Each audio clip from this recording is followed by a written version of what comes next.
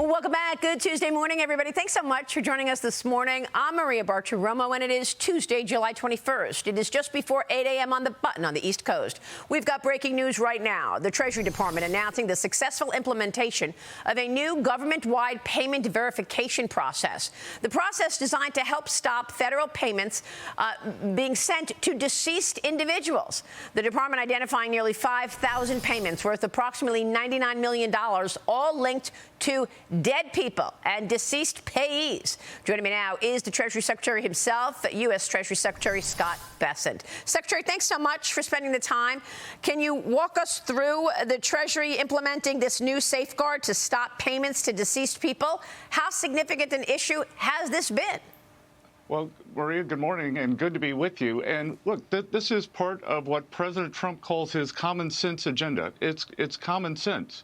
And President Trump issued an executive order for us to be able to go to the do not pay, to have it interact with the Treasury payment systems.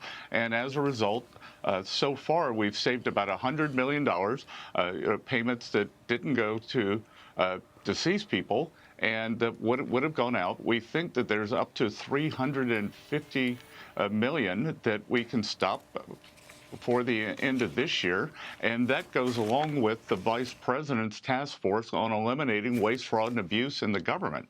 The GAO estimates that it might be, this number might be up to $500 billion, which is about 1.66% of GDP. So that could go a long way towards paying down the debt, providing more services, and this is just the start, Maria. That is incredible. I mean, for all of the fighting that we see back and forth between the Republicans and the Democrats about governing and about allocating capital and spending money on projects, to think that there's all these millions of dollars or tens of millions of dollars that have actually been, on the cutting room floor because of fraud and waste that people just weren't paying attention to. I mean, is that all it is, that people didn't look and investigate this the way President Trump has directed his agencies to? Well, look, in the Biden administration, HHS got rid of about 50 or 60 of the people who were charged with monitoring fraud. And Maria, what's important here is that we are stopping the money from going out. So once the money gets out, trying to retrieve it is very, very difficult. So stopping it at the source here is our goal. And Maria, there's hundreds of billions of dollars here, and this is the start. We are off to a great start. You're seeing the Vice President's task force unearth things, all across the healthcare system too. Yeah, for sure. All right, well, we've got a spotlight on it, and we're covering it because this is incredibly important, particularly as many in Congress complain about debt and deficits. Here you have real efforts to actually save and eliminate fraud and waste and abuse. But I want to get your take on the war and the economic pressure that you have been putting on Iran at Treasury. You've said that the Treasury is fighting an economic war against Iran, and you've done sanctions against Iran. I want to get your take on that. You put major sanctions on Iran's shipping empire earlier this month, sanctioning a network tied to Mohammed Hossein Shamkhani, targeting more than 200 vessels, in addition to the Navy blockade and the president's tough stance and retaliation against Iran. Can you tell us what's left in terms of your purview, sanctions and the economic warfare that can still happen against Iran? Yeah, so we had the very successful the Epic Fury, which is six weeks campaign, eliminated the Iranian Navy, the Air Force, a large part of their missile and drone stockpile, destroyed most, if not all, of their capability to rebuild. And then we moved on to what we call economic fury. And that's a 1-2 punch. It's the blockade. And then what we're doing at Treasury, and we are tracking these accounts all over the world. We froze a crypto wallet linked to the IRGC the other day, about $130 million. We have found the money man for the Ayatollah, and we are tracking the Ayatollah's properties around the world. We hope to soon be able to print his $100 million dollar-plus properties and show the addresses. And we're preserving this money for the American people, but most of all, we are constricting the regime. Their currency has collapsed. It is at an all-time low versus the dollar. It's in free fall. And we think the inflation rate is upwards of 180% in Iran. So, the government is causing the people to suffer.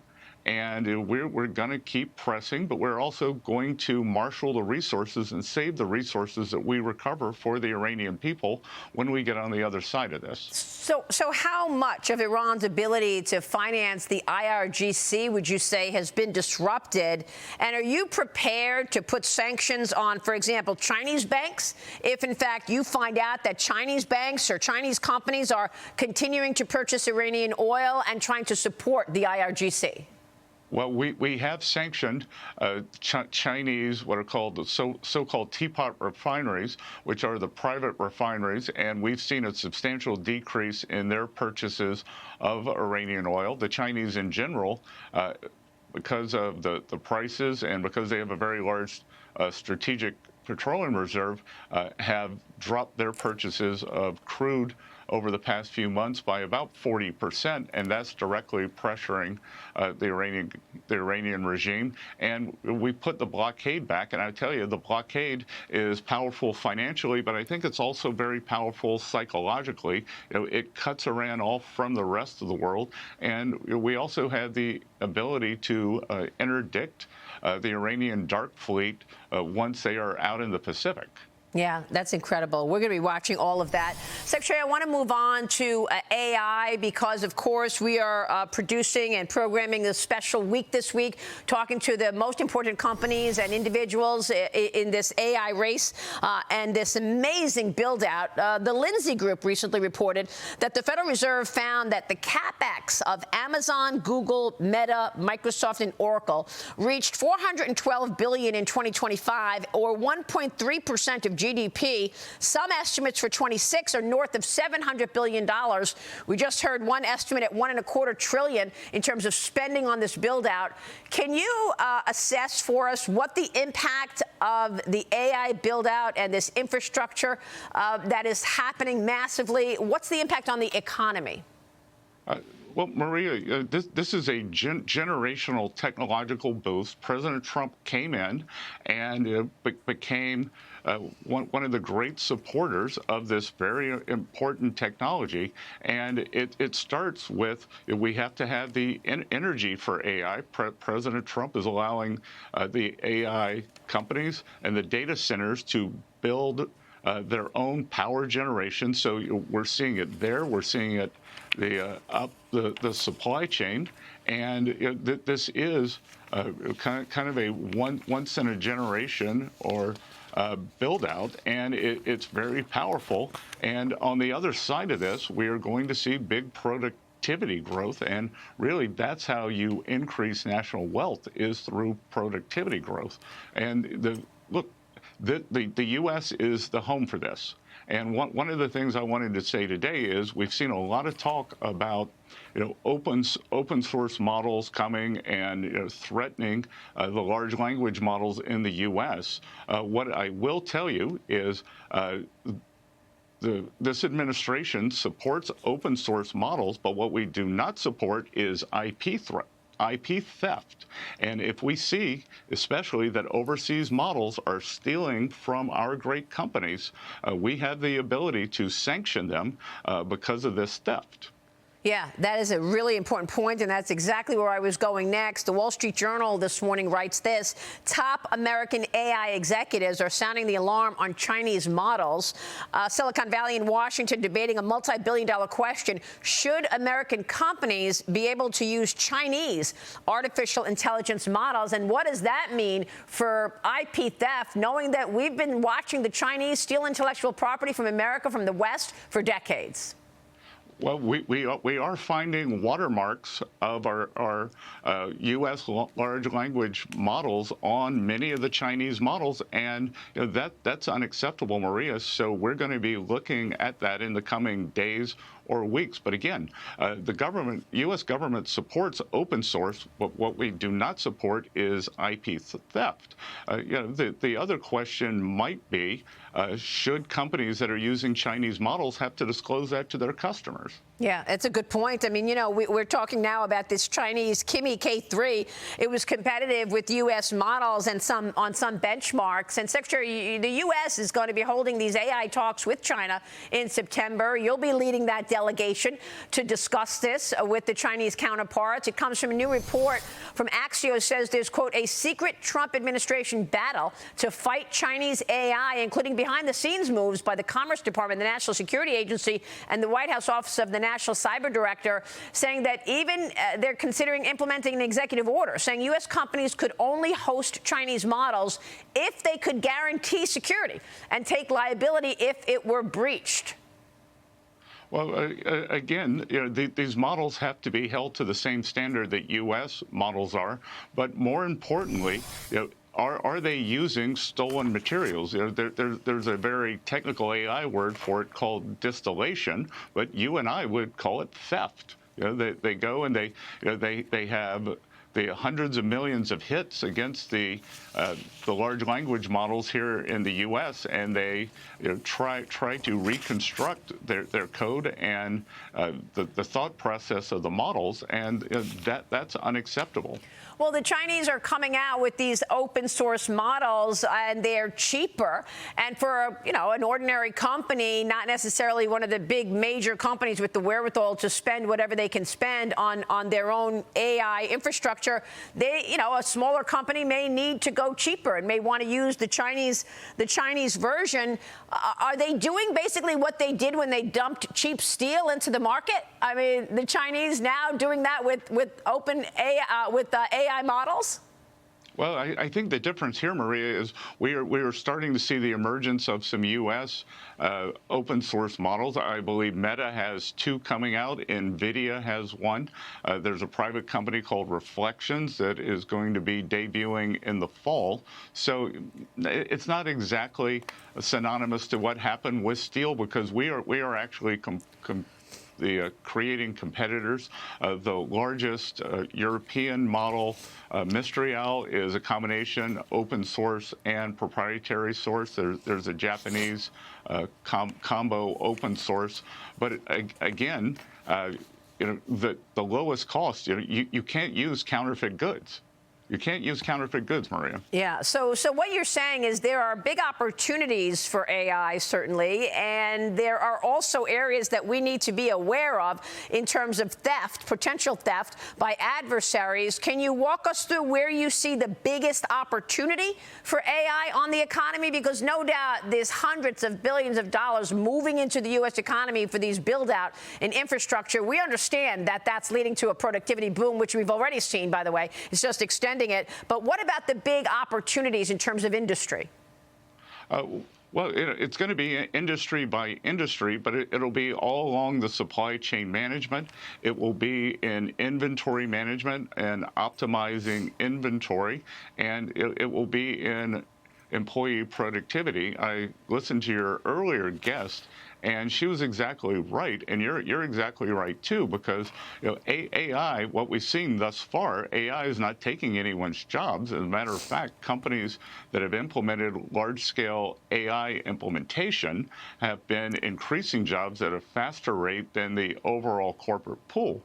So it's important, especially for young people, the person who will take your job is someone who knows how to use AI. Yeah. So anything you can do to get trained up on that and be proficient, I would encourage everyone, no matter what age they are. Yeah, great advice for our viewers there, and particularly those people looking for a job coming out of college. Let's talk about the macro story. Secretary, this economy has been on fire, and now we see evidence that, in fact, inflation is going down. U.S. consumer prices declining in June for the first time in 6 years. You had the June CPI showing inflation at 3.5% month over month. Prices were down 0.4%, driven by a big decline in gasoline prices since 2022.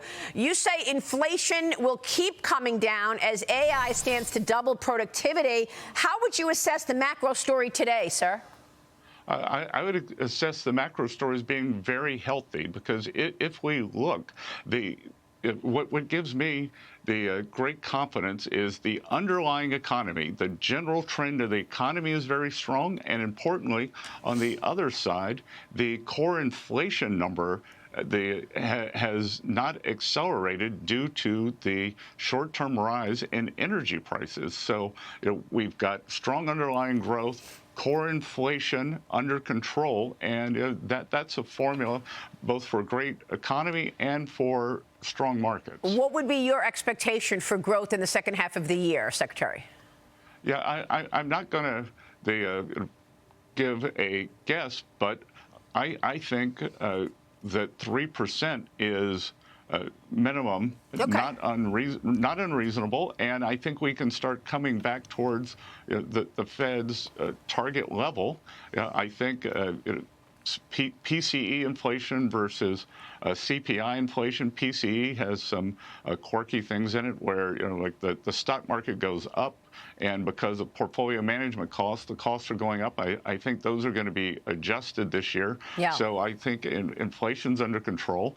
What the president and HHS, Bobby Kennedy, Dr. Oz have done on drug pricing is just fantastic. We're seeing the drug pricing down, and that affects all Americans. Yeah, and one of the best parts, I think, of the president's agenda is how he zeroed in on the fact that the supply chain needs to be in America for the things that America relies on. And you talked about this recently. The supply chain coming back to America has been critical to ensure that the U.S. can make and produce our own, like pharmaceuticals and semiconductor chips, the things that are national security related, so much so that the U.S. government took a stake in Intel. What a move. The stock has soared since you actually made that investment. Same with MP and the rare earth companies. Will there be more companies that you're expecting to take stakes in?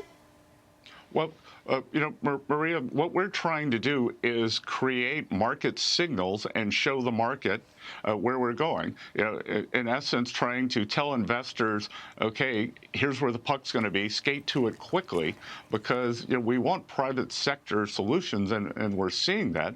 But what you're talking about is resilience, and we inherited an economy that was a mess. But one of the underreported things was the lack of resilience. As I've said many times, the only good thing about COVID was it was a beta test for if the supply chains were to be cut off, during a protracted major power conflict. And unfortunately, we discovered that we had been thinking too much about efficiency, too much about low cost, and not enough about resiliency. So I can tell you that this administration, across all agencies, whether it's Treasury, Commerce, DOW, the USTR, everyone is focused on resiliency, and President Trump is going to hold us to that standard. Yeah, and of course, this week is a big week for tariffs because Section 122 tariffs expire, Section 301 tariffs to be implemented, and the president is poised to unleash new tariffs, fresh tariffs, on dozens of countries soon as this week, we're told, as the president has imposed a 50% tariffs on some Canadian goods, including cars, alcohol, and dairy products. What is the trade discrimination that is at hand causing the president to hike tariffs here on Canada? Well, I think it's something that we've discussed with our Canadian colleagues for a long time, and they haven't done anything about it. They're highly discriminatory on dairy products. U.S. Alcohol and beverages have been removed from Canadian shelves. So, this is really just reciprocity in terms of what they've done to our great U.S. companies. Secretary, this is an incredible week. It's the final week for the House before their August recess, and they're juggling a lot of things. They've got Reconciliation 3.0. They've got a continuing resolution, NDAA, perhaps a Congress stock ban on the agenda. What's most important in terms of priority? Because we're all expecting the Democrats to shut down government again in October. And we just spoke with one of our guests, Congressman Schweiker, who said we are borrowing $93,000 every second. So whatever's in this Reconciliation 3.0, he says it has to include strict dollar for dollar and year for year spending cuts to ensure fiscal sanity. What's your take on all of this? Where to cut, where to save money, and what is a priority before the midterms in terms of legislation, in your view?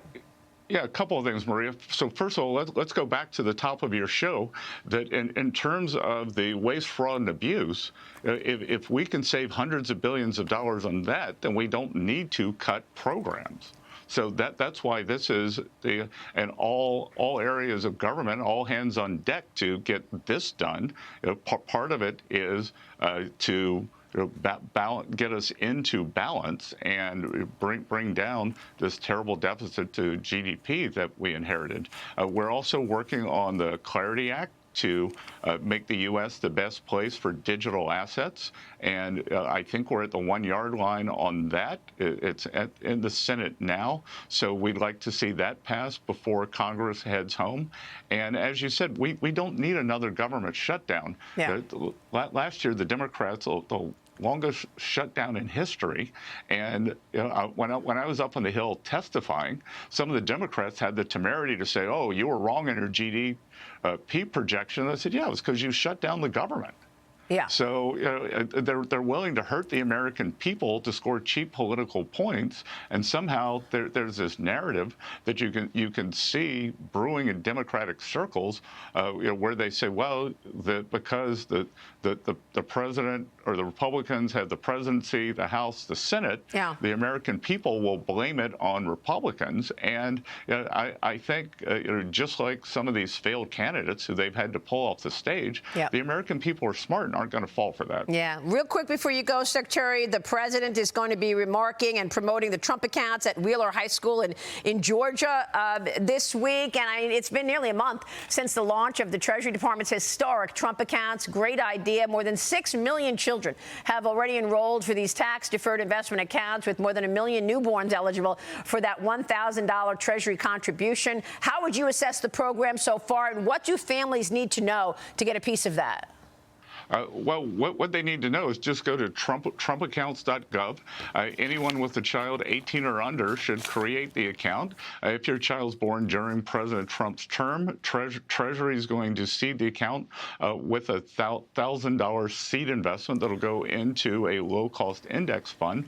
But we're also seeing some of our great philanthropists like Michael and Susan Dell, who are putting $6.25 billion up for America's children. We've seen some people like Harold Hamm has adopted state of Oklahoma. So you don't have to be eligible for the Treasury seed, because great philanthropists, foundations are putting money in.